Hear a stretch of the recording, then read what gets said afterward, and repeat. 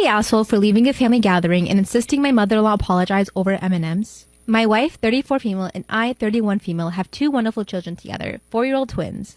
They were conceived with my wife's eggs and a known sperm donor, and I carried/birthed them. Both kids ended up being practical clones of my wife, so it's pretty clear to everyone who contributed to the genetic material. My in-laws had everyone together at their house earlier this month. My kids were outside playing with their cousins, and my sister-in-law and mother-in-law and I were chatting in the kitchen. At one point, my 2 ran inside from playing and asked if they could have some M&Ms that they see on the counter.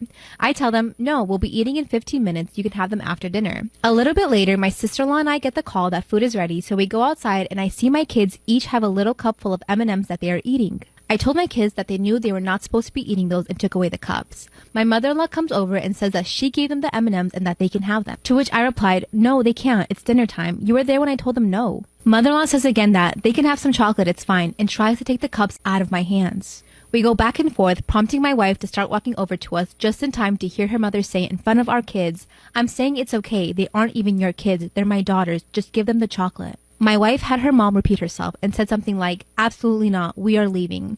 I put the M&Ms on the nearest table, grabbed both kids, who were now softly crying, and started to pack our stuff. The whole event erupted into chaos. Father-in-law screaming about the disrespect of us leaving, grandmother crying, brother-in-law and his wife arguing with their father-in-law, mother-in-law crying that her only daughter is abandoning her. It's a mess. After a couple hours at home, the kids seemed okay, but mother-in-law saying I'm not their mom really scared them. My wife spent about 4 hours on rotating phone calls with all of her family, from father-in-law screaming at her, mother-in-law crying over how we took her grandkids away over M&Ms and made her out to be the bad grandma, brother-in-law trying to get in the drama, grandmother depressed saying she would die without seeing her great-grandkids again. My wife's message to all of them was that mother-in-law needed to apologize to me and to our children for what she said. We made it clear that we would have no problem spending time with grandma and brother-in-law's family, but we would not bring the kids around my mother-in-law until she apologized. As you can guess, the apology hasn't happened, but the phone calls of guilt trips, yelling and crying have not let up.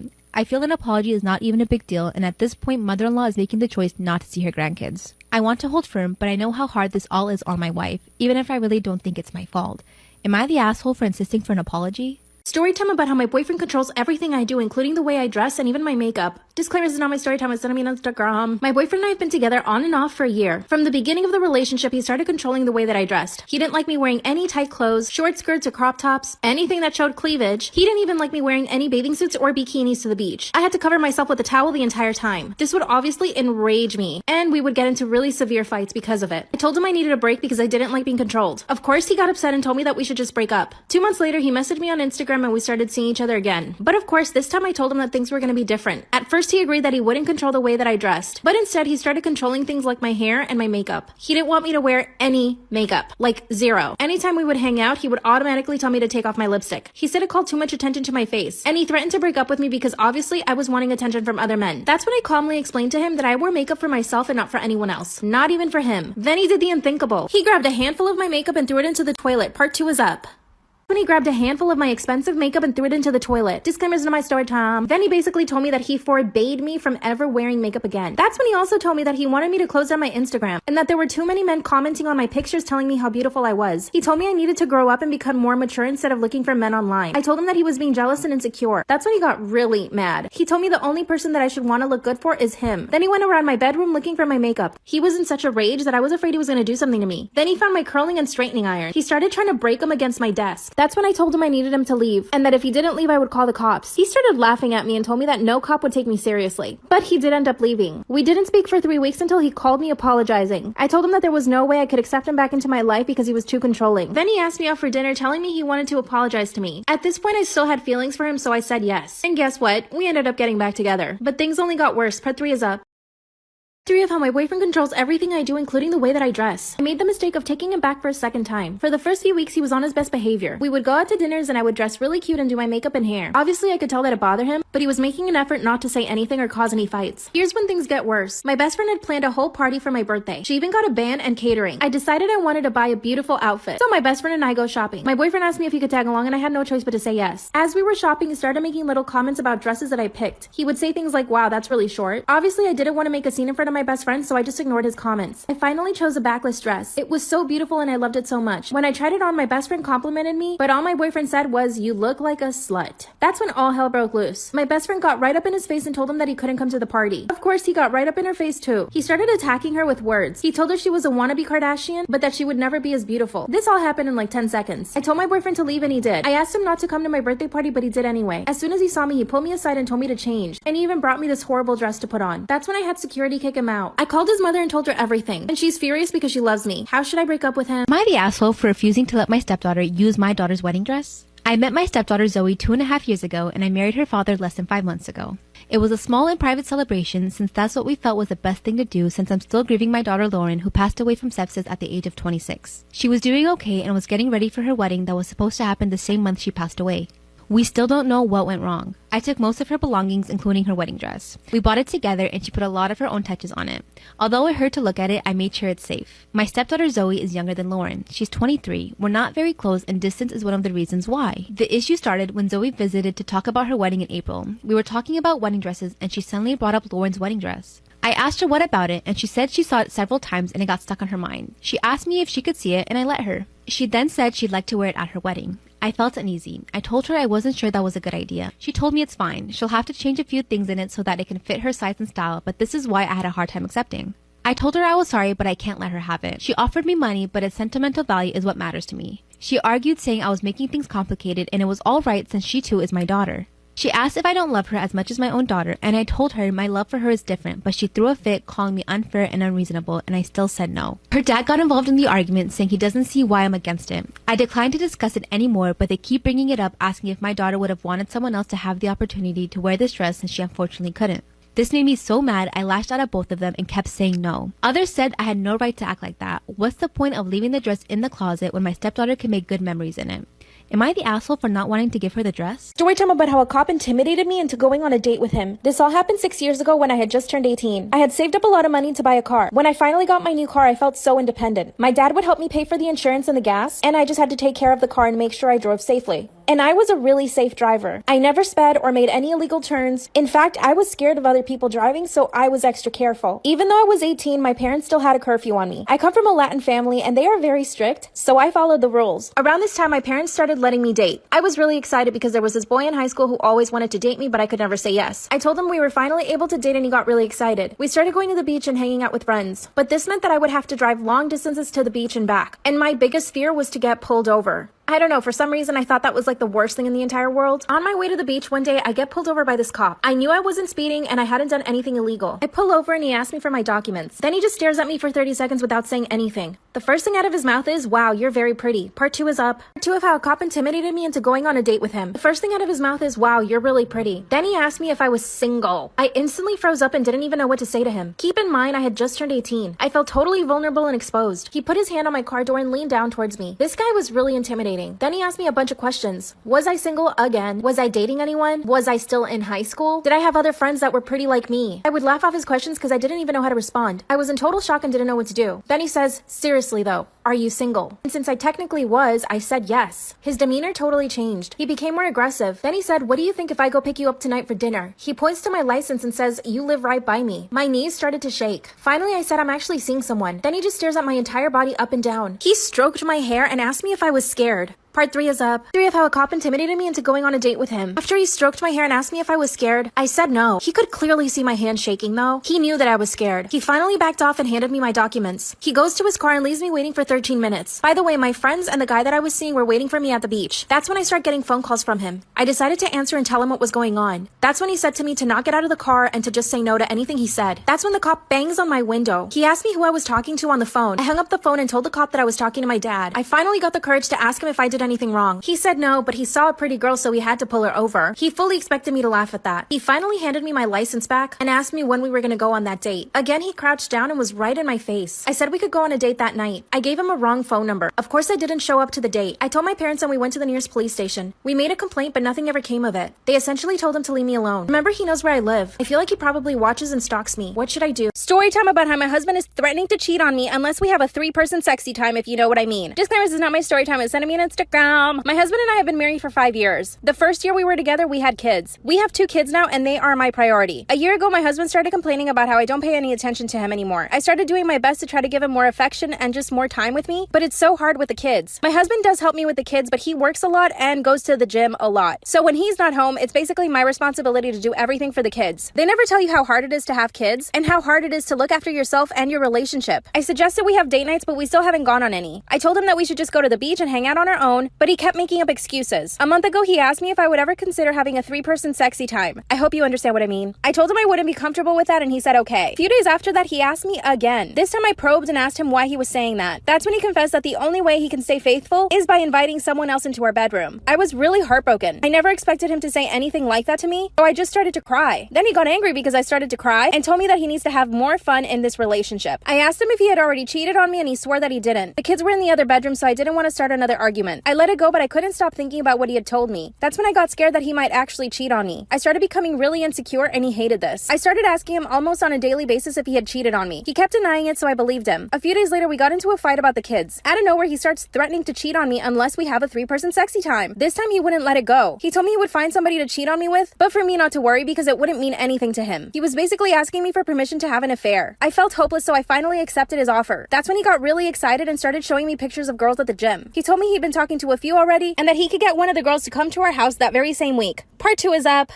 Part 2 of how my husband is threatening to cheat on me unless we have a 3-person sexy time. Disclaimer, this is not my story time. Send me on Instagram. That's when he told me that he could have a girl come to our house this week. Felt like I had no choice but to accept because I didn't want him to cheat on me. Later that night, I asked him who he'd been talking to at the gym. He told me there were several girls at the gym that would flirt with him every single time, and that one of them had offered to come to our house. I couldn't get it out of my head that he had probably already cheated on me with one of these girls. I mean, why try to involve me when he could do it on his own with them? A few days later, he told me there was a girl that was willing to come over to our house on Friday. That's when my husband asked me to go get waxed and to go to the salon and do something to my hair. So I went to get waxed and got highlights at the salon. I won't lie, I actually felt really good after this. When my husband saw me later that night, he said I looked amazing. One thing about me, I've always been pretty athletic, and since having kids, my body has snapped back. I'm not very self-conscious about my body, but the thought of having someone else in our bedroom just made me feel gross. She finally arrived, and I was expecting a young hot thing. This woman was in her 40s. She was 12 years older than me, and she was not in very good shape. By the way, we left the kids with a babysitter, so don't worry. We all went up to the bedroom, and my husband poured us glasses of wine. That's when my husband kissed the woman. Part 3 is up.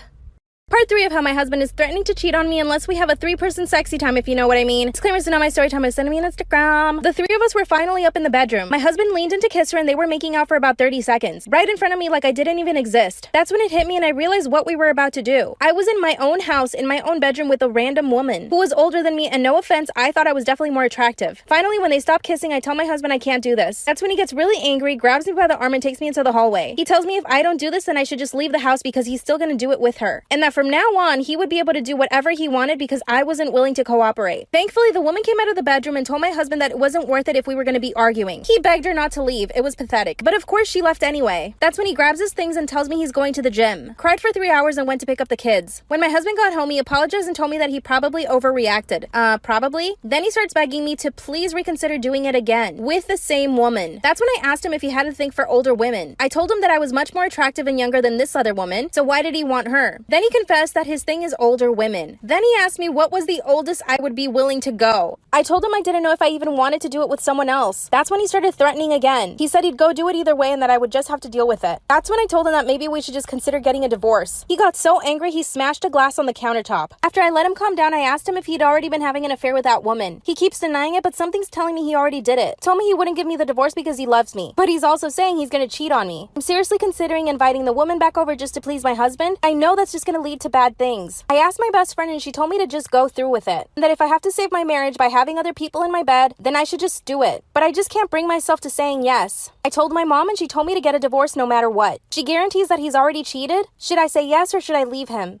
For some weird reason, my mother-in-law really wants to go into our bedroom whenever she comes over. On one occasion, I followed her as she went upstairs. I was going to get something for my child as the bedrooms are upstairs, and she walked past the bedroom on the main floor and up the stairs behind it. She didn't hear me, and I caught her walking straight into my room and rifling through bills on my dresser. She denied snooping, even though I had just watched her do it, and she said she was just going to use our bathroom because she couldn't find the other ones. She walked right past the one on the main floor and the other one in the upstairs hallway to go into our bedroom. Since that happened, I installed an exterior doorknob that requires a key on our bedroom door and one to the door to our office and spare bedroom. However, she's still always forgetting where the bathroom is and trying the bedroom and office door. This really ticks me off. My husband says that I just get annoyed at this because everything she does drives me crazy, and since we've put locks on the rooms we don't want her in, there really isn't a problem anymore. Well, over the holidays we had my in-laws over for dinner, and before they came I was searching for the bedroom keys. We hadn't used them in a while since we only lock the doors when my mother-in-law comes over. My husband told me that we didn't need to lock the doors since she wouldn't try to get into the rooms, and I insisted that she would because she loves to snoop. We went back and forth and decided to cover the doorknobs in super fine glitter to see if she'd try them. I did this once before, but my husband didn't believe me about that snooping to prove that she'd been in the rooms. Last time she ignored the glitter and we didn't say anything about it, but then my husband couldn't deny that she tried to snoop. So this time I covered the knobs in glitter, and for the office went a touch further and rigged a little folder of glitter over the door to the office before the in-laws came over. I left it one side unlocked, French doors, and it was set so if you walked into the room you would get covered in glitter. My husband goes out of his way to show his mom the main floor bathroom when they got here and specifically ask his parents and sister not to go upstairs. There's a baby gate so the kids can't get upstairs either. Well, guess who had to go to the bathroom and got covered in glitter and had it all over their hands and hair? She completely lost it and started screaming at me, so I yelled back, and now my husband is saying I went too far and that I'm an asshole. My mother-in-law also says that I'm an asshole, but my sister-in-law says I didn't do anything wrong and my mother-in-law deserved it for snooping. My father-in-law is Switzerland. Apparently her car is ruined now too because it's covered in glitter that she can't get cleaned up. Am I the asshole for setting a glitter trap to catch my mother-in-law trying to snoop?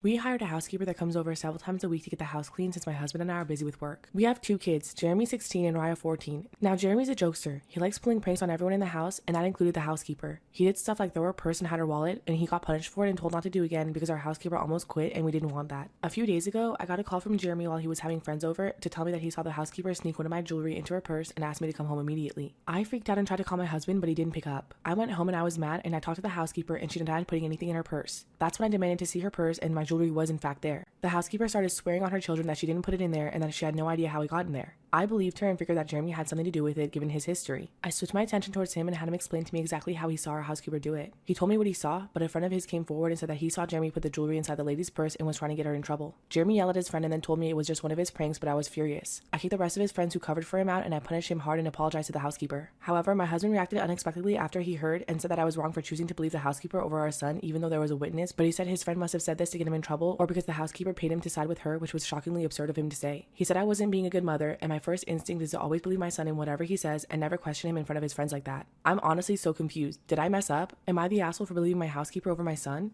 Am I wrong for telling my girlfriend to cover up her body when strangers enter the home?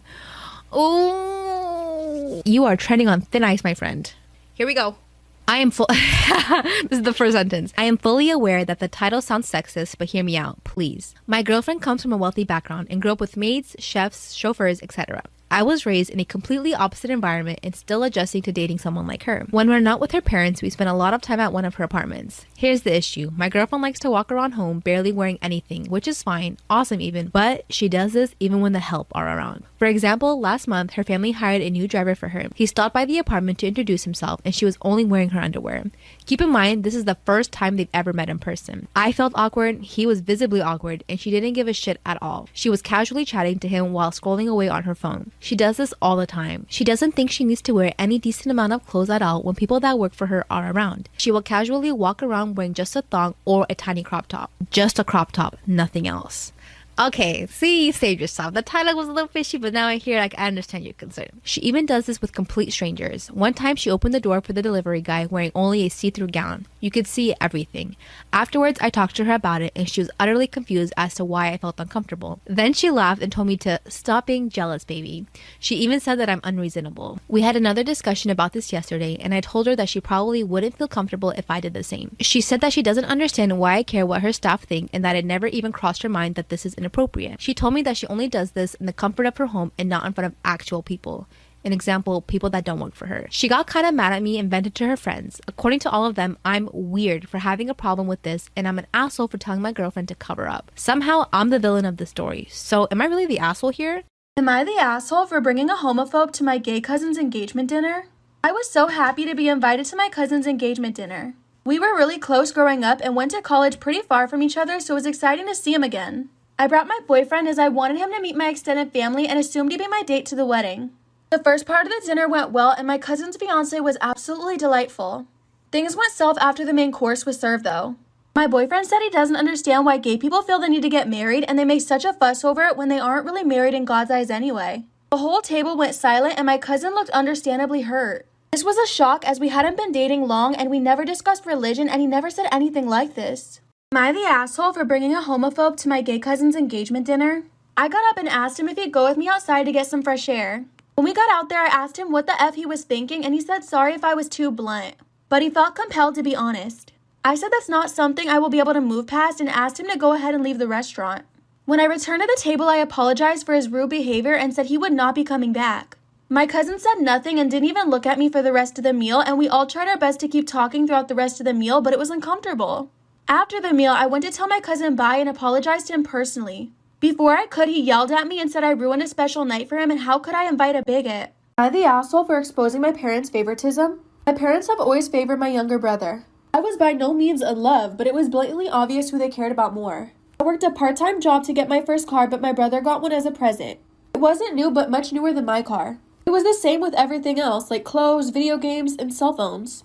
I'm 18 and taking a gap year before community college to work a full-time job and save money for tuition. But a while back, I heard my parents talking about how much they were going to pay for my brother's tuition. I secretly recorded the conversation, then came out asking my parents why they were going to pay for my brother's college, but not mine. They didn't notice I was recording and said that my brother needs more help. I asked how. Am I the asshole for exposing my parents' favoritism? I asked my parents why they were going to pay for my brother's college, but not mine. They didn't notice I was recording and just said that my brother needs more help. I asked how when I wasn't getting any sort of scholarship and he likely wouldn't either.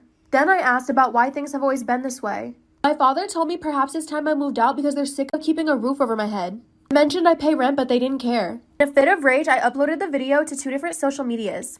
Hours later, my dad screamed at me about how I made them look bad. My grandparents were appalled and came to visit the next day.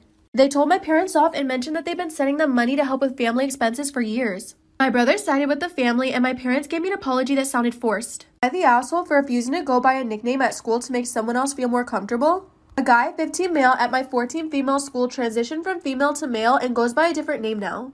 Last year, he went by a female name. I have a pretty common name and my name is the same as what his dead name was. He constantly complains and makes exaggerated cringing noises when people say my name in front of him. He asked me if I could go by a common nickname that people with my name use while in class. Think along the lines of shortening Isabella to Bella. I said no way, this is the name I've been called my entire life and I'm not changing it. I also think nicknames are juvenile. He said you can really sniff out the hidden bigots when they refuse to do something simple to make your existence more comfortable and safe. I just made a lady get in a fight with her boyfriend. Story time. Ooh, I know y'all missed that. So I was just here chilling in my car like so, and my break was about to be over, so I walked out of my car. And at the time, this car was not here. Anyways, as I was doing that, this lady pushed her shopping cart into the empty parking lot. And apparently, me opening the door to get out of my car scared her. And she literally yelled at me. She yelled at me. For what? For what? She really said, you gave me a fucking heart attack. You don't sneak up on people like that. Then she literally just started going on and on and on about how you don't scare people. And right before she walked away, she really said, you're lucky I could have hit you. Like, bitch, I wish you fucking would. I didn't even say anything. I was just shocked at the fact that I was literally getting yelled at for walking out of my car. Like, please, bitch, I wish you would have hit me. I could have sued you for that motherfucking Mercedes that you were driving. Missed opportunities. Anyways, right when she walked away, the cart started rolling towards her car. And literally right before it hit her car, I grabbed the cart because I'm nice. Hear that, karma? Anyway, she looked at me with disgust and she was like, you didn't have to do that. I would have grabbed the cart. I walked away and I heard her boyfriend go off on her for being rude. There was a fire at my job. Story time. So there I was just working, trying to get that coin, and 15 minutes before I get out of work, there was a fire. The janitor comes up to me and he's like, we gotta evacuate. Not gonna lie, at first I thought he was joking. I literally laughed at him and went back to typing. And then I saw the police get there and I was like, oh, he's serious. So I grabbed my things and I left the building as I should, obviously. I'm not trying to die, you know, I'm too cute for that. So then I get outside and I'm talking to one of the doctors because, you know, I work at a clinic. And then I realized I left my lunchbox and I just got super depressed because I was like, food over everything. And I was ready to risk it all. I was ready to risk it all for that food. I actually did try to go back in, but then the security guard was like, you can't go back in, turn around. But you know that saying, no man left behind? Well, in my case, it's no food left behind. So I waited in the cold for about 30 minutes because it was the weekend and I wouldn't have been able to get it until Monday. Now, I don't know about y'all, but I'm not trying to clean out a nasty smelling lunchbox. No, thank you. Also, tell me why fires keep following me. It's literally December. Why is there fires? Who has the hex on me? I moved to Los Angeles for a marketing internship for a big company. We're a prestigious company, and one day I saw a girl in my office dressed like trash. We, interns, have to dress business casual. I rent my clothes to look the part. I believe in dress for the job you want. I see this girl with a t-shirt and ripped jeans in the office one day. I made the joke that someone didn't get the memo on how to dress in the office. Whenever I saw the girl in the office, she wasn't made up or anything. Just plain tees, jeans, and old shoes. No makeup. She never showed up much and me and my friends would gossip about her. I was eyeing one of the boys in sound production and I saw him talking to this girl. He sat with us for lunch. My friend and I made a joke about who let the homeless in. This guy lost his shit. He said, you don't know who that is? I can't believe you're talking shit about her. You're gonna get us all fired. I laughed and said, daddy's money could buy an internship but not the class? He lost his shit and yelled at us. Well, it turns out this girl is a famous sound engineer. She's worked with Lil Nas X, Diplo, and deadmau5. She's also the sound director for several large gaming franchises. So yes, I effed up. But how was I supposed to know that? She never talks to anyone or anything. So she's stuck up and rude. I'm from the South, where women put better appearance in their looks and efforts. My boss called me in and now I'm on probation. He said I'm lucky that I'm not fired. He said if word got out, I would probably never work in the industry again. I think everyone is overreacting. I'm 22 and have my whole life in front of me. I believe everyone should have to follow the dress code when in the office, even for a little bit. Am I the asshole for thinking everyone should dress nice for their jobs?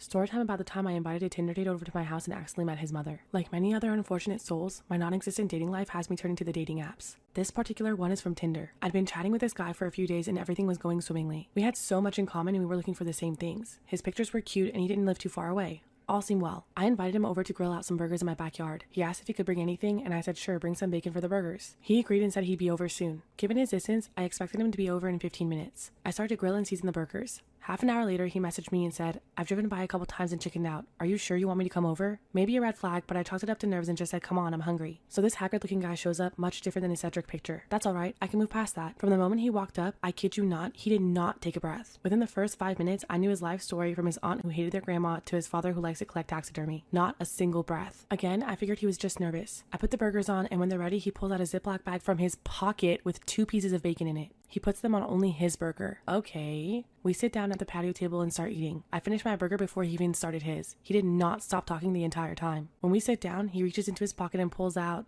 a vial. He must have noticed me staring at it, flipping between if he was about to snort something strange or build some sand art. He said, oh, all super casual. I'd like to introduce you to my mother. I just stared at him for what felt like an eternity. I didn't know whether to laugh, cry, or run. He said, I like to bring her to any important event in my life. She also has ashes in this necklace I'm wearing, and this ring I have on, and this half-sleeve tattoo is for her. Now, mind you, I've lost too many people close to me, and I do not judge people based on their grief cycles. We all cope differently, and I respect that. But homeboy brought a vial of his mother's ashes and set them on the table for our first date. I simply could not. He finally finished his burger, and I made some excuse about having to clock in and finish some work at 9:30 p.m. He texted me before he even got to his car and told me, my mother really liked you. I can't wait to see you again. I told him that I didn't feel a connection to him or his mother. Story time about how I ghosted my boyfriend of 5 years. I know that sounds so bad, but he was a thief, a liar, and a cheater. Disclaimer, this is not my story time. It was sent to me on Instagram. Like I said, my boyfriend and I have been together for 5 years. We met in college and were basically inseparable for the first 2 years. On our 3rd year of dating, I started working as a personal assistant for a big celebrity in LA. This meant I had to move to LA. You see, we lived in Texas at the time. Well, things got really bad after I moved. He wouldn't take my phone calls, he would totally ignore my text messages, and he would go out all the time. For the first few months, I tried to keep the peace so I wouldn't say anything, but eventually it got to the point where we wouldn't speak for an entire week. Luckily, my best friend still lived in Texas, so I had her follow him around for 2 days. And you'll never guess what she found. Shout out to my bestie. She showed up to his apartment early in the morning and waited for him to go to work, which he did. When he was done with work, she went back to his job to follow him back home. This is when she told me that he actually went to some girl's house. He didn't end up going home at all that day. This man actually spent the night at some girl's house. The whole time I was trying to call him and text him, and he did not take my phone calls. My best friend even took pictures of his car in this girl's driveway. Since I had this girl's address, I looked her up on the internet. I even found out her phone number because I paid some service online. And of course, I found her Instagram account. She had been posting on her story about hanging out with some guy. But the thing is, she didn't show the guy's face. She only showed his hand. But guess what? I recognized his hand in the picture because it has a tattoo on his pinky. So of course, I took screenshots. Later that day, my best friend followed him to a bar. At this bar, he met up with another girl. Unfortunately, I didn't have any information about this girl. I just knew that she drove a green car. My best friend followed him again the following day. He went to the beach, ran some errands, and then met up with another girl. Yes, we have 3 girls in 2 days. This girl was different because this girl was a friend of mine when I lived in Texas. And I knew she always had a crush on him, but she could never admit it. They went out to dinner and then back to her place. And again, my best friend sent me pictures of everything, so I had all the receipts. Side note, I think of my best friend spying on him and it makes me laugh. I hope you can all say you have best friends that are like that. So here's what I did. I got on the first flight back to Texas and did not tell my boyfriend that I was showing up at his apartment the following day. But guess what I find in his bed? Part 2 is up. Story time about how I ghosted my boyfriend of 5 years. I show up to my boyfriend's apartment to catch him in the act, and you'll never guess what I found in his bed. Disclaimer, this is not my story time. I was sending me on Instagram. My lying, cheating boyfriend had given me a key to his apartment. So I unlock the apartment and make my way towards his bedroom, really quietly. When I walk into his bedroom, I find him curled up in his bed with another girl. He's holding her in his arms, totally fast asleep. The worst part is, I recognize the girl that was with him. It was one of the girls who I used to be friends with in Texas. I walked backwards and closed the door behind me. That's when I just started to cry. I couldn't believe that he had done this to me. While I was working my butt off in LA trying to make a future for us, he was in Texas dating 3 women at once. No wonder he never picked up my phone calls or even texted me back. So here's what I did. I had printed out all the receipts I had, all the pictures of him hanging out with other girls that my best friend took while she was spying on him. I laid out all the pictures on his kitchen counter, and I left him a letter too. I told him in the letter that I could never forgive him and for him to never contact me again. Oh yeah, and that I wanted him to pay me back the $3,000 he owed me. You see, when we first started dating, he needed a loan for his car. I helped him out and gave him $3,000, which he promised to pay me. Obviously, we dated for 5 years and I never saw any of that money. So aside from him being a cheater and a liar, he was a thief. I left the note and the cards and left his apartment. I went to my parents' house and stayed with him for the weekend. Of course, my ex, showed up to my parents' house and begged to talk to me. My father told him to leave me alone and to never speak to me again. My dad told him that when he was ready to pay him the money. That made me laugh. I was totally crushed. I blocked him on everything, even through email. Of course, he got on someone else's phone and tried to contact me that way. But I never replied. He sends me emails every now and then and promises to pay me the money back. A few days ago, he sent me a picture of an engagement ring. He keeps telling me that I'm the best thing that he's ever had, and that he's sorry and blah, blah, blah. I kind of want to reply to him, but I know that that's a bad idea, right? Or should I just talk to him and see what he has to say? What do you guys think? When I woke up this morning, I immediately went to grab my phone, and then I thought, no, that's not what you're supposed to do. You're supposed to do literally anything but grab your phone first thing in the morning. So I went to sleep for 3 more hours, and then I picked up my phone.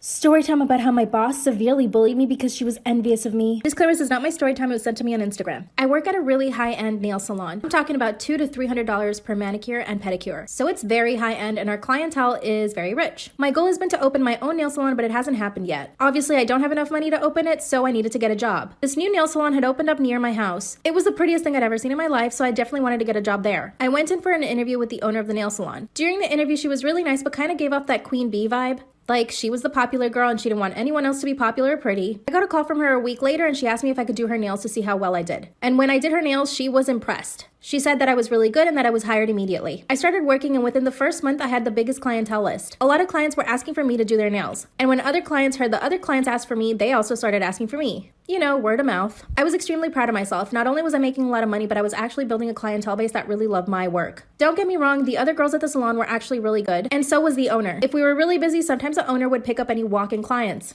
And one of the walk-in clients came in and asked specifically for me. The owner told her that I was busy and that she would do her nails. That's when the girl said that she would come back whenever I was available. My boss quickly snapped at the girl and told her that she was just as good as I was. The worst part was that she said it loud enough so that everyone in the salon could hear her. The client clearly felt uncomfortable but agreed to it anyway. Later that day on my break, I could hear my boss talking in the kitchen. I decided to wait outside and see what she was saying. Sure enough, she was talking about me and telling one of the other girls that I thought I was too pretty for this job and that I didn't have any experience. She also said that I probably just watched YouTube videos in order to learn. Number one, I have 10 years of experience. And number two, it doesn't matter if you watch YouTube videos as long as you're learning. This obviously hurt my feelings and I tried not to cry. Then I realized that she did it on purpose. She was speaking really loudly and she knew that I was about to go on break. That's when I realized that she was definitely trying to bully me. The following day, I get a phone call from her telling me that I should stay home. When I asked her why, she said that she hired a new girl. And she said, in fact, don't come at all this week. And she basically hung up on me. Part 2 is up.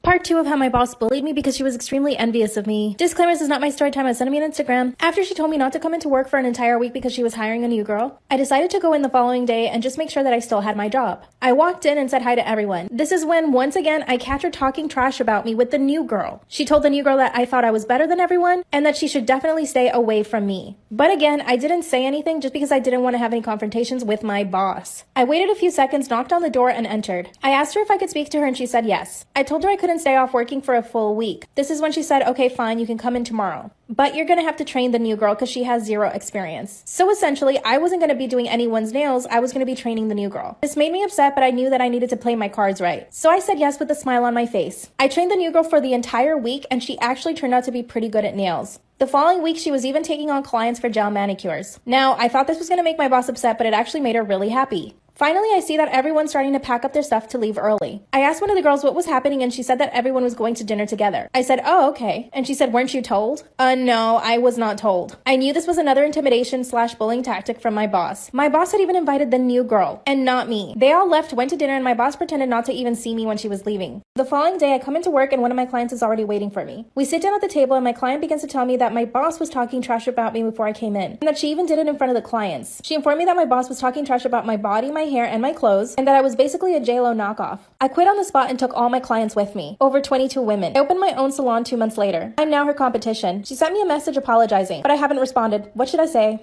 Story time about how my mom planned to kill me. Yes, I said my mother. So a little background information, I was 16 years old and I was in 11th grade. Now it's not like my mom hated me my whole life, because there was a time whenever she was super happy and she did really love me. Well, it all started whenever my dad had left her. She went into this deep depression. She quit her job. She wouldn't get out of bed in the morning. She stopped cooking, stopped cleaning, and she always blamed me because she thought it was my fault that our dad left, when in reality my dad still texts me all the time asking how I'm doing. All of a sudden, a flip switch, my mom started cooking again, going to work. I never really ate her food because it low-key looked weird. But one day I came home from school and saw her putting rat poison in my food. And I wish I was kidding. But she's fucking crazy. So I said hi, but she didn't answer me. So I tapped her on the shoulder. She turned around and put a knife up to my neck. I ran out the door, called the police. They arrested her, and now I am happily living with my father and my non-crazy A few years ago, I lost control of my car while driving down a super steep, super icy hill, and at the bottom of the hill,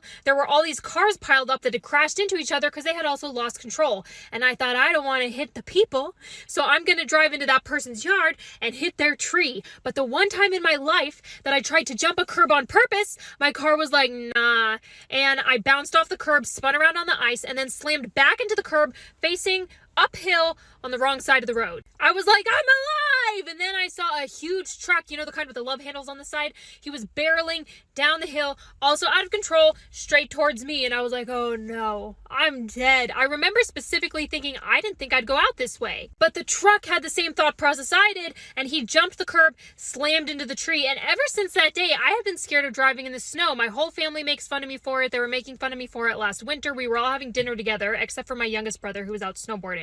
And he called us from the ski resort place, and he said, I have been injured, and I want Katie to come pick me up. And of course, my mother was like, help is on the way, dear. And he said, no, I want Katie to come pick me up.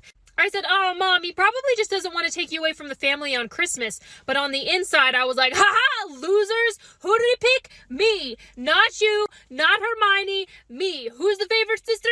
I am. Suck it. I said, I'm coming to get ya. And then I continued eating my dinner because in my defense, the damage was already done and I was eating wings. But my family was like, no, Kate, you have to go now. So I abandoned my wings to the vultures that are my family, hopped in my car, drove 2 miles an hour through a snowstorm to rescue baby brother. My big brother was in the car with me, and he kept saying, can't you drive faster? And I was like, I don't want to die. There were cars and ditches leading all the way up to the ski resort. I kept having to roll down my window and say, listen, I'm just here to pick up a body. I'm not going to ski. We get baby brother, we take him to the ER, and I said, I'm really flattered that you picked me out of the whole family to come pick you up. And he said, oh, I just know you drive the slowest in the snow, and you'd be the least likely to panic and die coming to pick me up. And that made me really happy too, because it was the first time in my life anybody had ever nominated me least likely to panic. I'm always panicking. And I said, you know what? After all this, I'm going to get you ice cream. But baby brother is 6'5" and built like a lumberjack. I think he's 6'5". He always says he's shorter than he is because he's a few centimeters shy of 6'5". And he's like, I don't want to be that guy who lies about his height. And I try to explain to him that after you clear 6'3", everyone's too scared to call you on your height. This Thor-looking mother trucker looked at me and said, I don't really do ice cream. And I was like, and he said, I mean, yes, could you please buy me some ice cream to make me feel better? And I said, yeah. Am I the asshole for complimenting a cashier? My sister thinks I'm the asshole, but I'm confused on how I could be. I was buying a bagel on Thursday and noticed the cashier was rather pretty. She had tattoos, so she was probably at least 18, and she looked around 19 or 20. I completed my order and said, you know you're gorgeous, right? To my shock, she gave me a blank stare and looked kind of disgusted. I tried to make conversation with her as I own boast and asked her if she's ever been on one. She said, you're done with your order, right? I think we're done here. She didn't even say thank you and gave me a nasty look. I don't think my compliment was crude or nasty, and her reaction was shocking. My sister said it was weird to give that kind of compliment considering I'm 58, but I wasn't flirting with her. Am I the asshole for siding with my parents when they told my sister and her fiance to sleep separately? I'm 19 female and I live with my parents, 52 female and 54 male. I have an older sister, 25 female, who's engaged to her boyfriend of 6 years. Her fiance and her have been living together for 3 years and they got engaged this year. She also announced to us a while back that they're expecting a baby. In our house, there's a strict rule about unmarried couples not sleeping together, and my sister knows that. She's left the house for 3 years since she's moved in with her fiance, and she started visiting us in the holidays. For the past 3 years, the rule was that they'll sleep in different rooms since they're not official. She was never fond of the rule and always tried to have her way. Am I the asshole for siding with my parents when they told my sister and her fiance to sleep separately? This year, my sister threw a fit because my parents wouldn't let her sleep on the same bed as her fiance. Despite the two of them living together for so many years and despite being engaged and expecting a baby. They got in a huge fight on Christmas Eve. I sided with my parents saying it's their house and it's their rules, and if she doesn't like it, she can never visit again. Also that she has to respect the host and most importantly, the people that raised her. She called me an asshole and said that I'm still too young to understand why my parents are being disrespectful. I don't think I'm the asshole because no matter how absurd a rule sounds, if you visit someone, you do as they say, period. Am I the asshole for leaving my son outside on Christmas Eve night? I have 4 children and I'm pretty easygoing. It's simple, be respectful, do your chores, and for the 2 teenagers, be back before 10 p.m. Well, my 16-year-old son came home at 11 last night when the house was already locked up after missing about 10 calls from me. He knocked for me to let him in, but instead I called him and told him he could sleep in the treehouse. He was apparently on a date with someone and didn't realize his phone was set an hour behind. To me, that's all excuses, so I told him he had the rest of the night in the cubby to reset his time and we'd see him in the morning. At 6, I let him in and he came in, went to bed, and slept until lunchtime, holding his siblings up from opening gifts. My husband saying I overreacted. Am I the asshole for uninviting my boyfriend to Christmas? I, 39 female, have been dating my boyfriend, 51 male, for about 2 years now. We live separately but see each other almost every day. I have 2 daughters, ages 18 and 13, and my boyfriend doesn't have any kids. He had a marriage and a long-term relationship before me, both with women who had kids, and he helped raise them. He's been lately pushing for the relationship to progress, so I bought him a stocking and an ornament to hang at my house. We've also discussed cohabitation. Well, last night we were together and he said something about wanting to watch the football game on Christmas. Fine, not a problem. Then he added in about how children are to be seen, not heard during this time. Not funny.